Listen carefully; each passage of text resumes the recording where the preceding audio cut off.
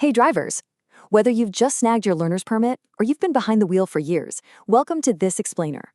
Today, we're taking those confusing, sometimes totally chaotic painted lines on the road and translating them into a clear, stress-free map for your journey. Because honestly, those lines aren't just random decorations left by the construction crew, they're actually a secret language designed to keep you safe. Put yourself in the driver's seat for a sec and ask yourself, if the road could literally talk to you, what would it say? We're shifting gears today, moving from just being a passive observer who blindly follows the taillights of the car in front of them to an active, informed driver who is actually reading the road. To keep things simple and lower that driving anxiety, we're taking a quick color-coded drive through 5 key areas today. We've got the secret language, yellow lines, white lines, intersections and warnings, and finally, sharing space safely.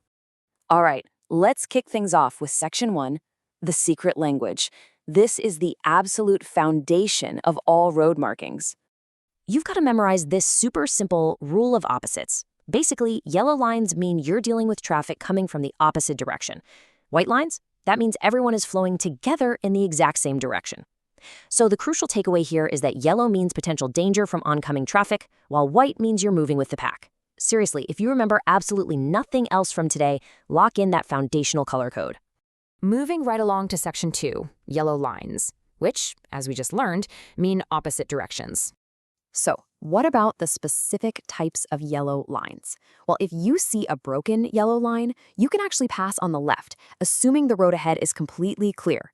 You're temporarily dipping into oncoming traffic, right? So it has to be done with extreme care. But if you've got a solid yellow line on your side, running alongside a broken one, passing is a huge no-go for you. The folks on the side with a broken line can legally pass, but you absolutely cannot. Then you have the dreaded double solid yellow lines marking the center of the road. This means no passing for anyone going either way, period. But hey, you aren't totally trapped. You are actually allowed to carefully cross double yellow lines for a few very specific, lawful reasons, like making a left turn into an alley, a private road, or a driveway, just as long as there's no sign explicitly telling you otherwise. Okay, Section 3, white lines. Remember our golden rule? This means same direction traffic. When you see broken white lines, they're simply separating lanes of cars going the exact same way you are. You can absolutely cross these to change lanes. Just, check those mirrors, hit your turn signal, and glide over when it's totally safe to do so. Now, there is a slightly more complex lane you'll often spot right in the middle of a busy road. It's got solid and broken yellow lines on both sides. This is a shared lane, and it is strictly reserved for making left turns. The catch? You're sharing it with oncoming traffic who also want to turn left. So you ease into this lane, use a ton of caution, and make your turn. Using it to pass slowpokes? Yeah, that is entirely prohibited. As you roll up to an actual intersection, you'll notice those broken white lines suddenly become solid white lines. That's the road's way of telling you, hey, traffic is getting complicated here. Stop changing lanes. And those giant pavement arrows, they tell you exactly which turns are legally allowed from the lane you're sitting in. If you see an arrow paired with the word only, you are committed. You have to turn that way. No last-minute changes of heart. Let's shift gears to Section 4, intersections and warnings, staying safe. When we approach potential hazards, the road uses highly visible markings to grab our attention. Let's break down 3 big ones. First up, stop lines. That's the thick, solid white line across the pavement at an intersection. The rule is you have to stop your car precisely at that white line, not just casually roll up to the stop sign. Second, crosswalks. Pedestrians literally always have the right of way here. And a quick heads up, crosswalks can sometimes be totally unpainted.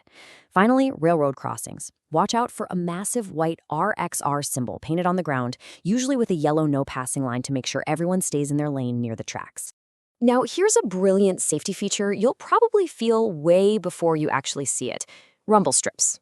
These are little indented grooves carved right into the road shoulder or the center line. If you start drifting out of your lane because you're drowsy or maybe just distracted, your tires hit those indents and the road gives you a loud, violently vibrating wake-up call. It's quite literally a lifesaver.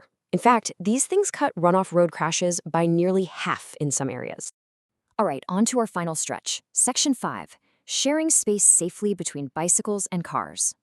This is arguably one of the most high-stakes environments for any driver, and it causes a ton of confusion for beginners. We all know bike lanes are exclusively for bicycles, right? You can't just casually cruise down them. But get this, as a motorist, you are legally required to merge into them when you're making a right turn, entering a parking space, or turning into a private drive. I know, it sounds totally counterintuitive, but merging into the bike lane before your turn stops you from dangerously cutting off a cyclist at the absolute last second. To pull this off without a hitch, there's a strict step-by-step procedure you have to follow. First, you absolutely must yield the right of way to any approaching bikes. Second, use your turn signal so everyone knows your plan. Third, make 100% sure the bike lane is clear. Fourth, smoothly merge into the lane. And finally, step 5, make your actual turn. Please, do not skip a single step here. Now, how does this compare to a shared lane? Unlike those exclusive bike lanes we just talked about, shared lane markings mean bicycles and cars are officially using the exact same space in the travel lane.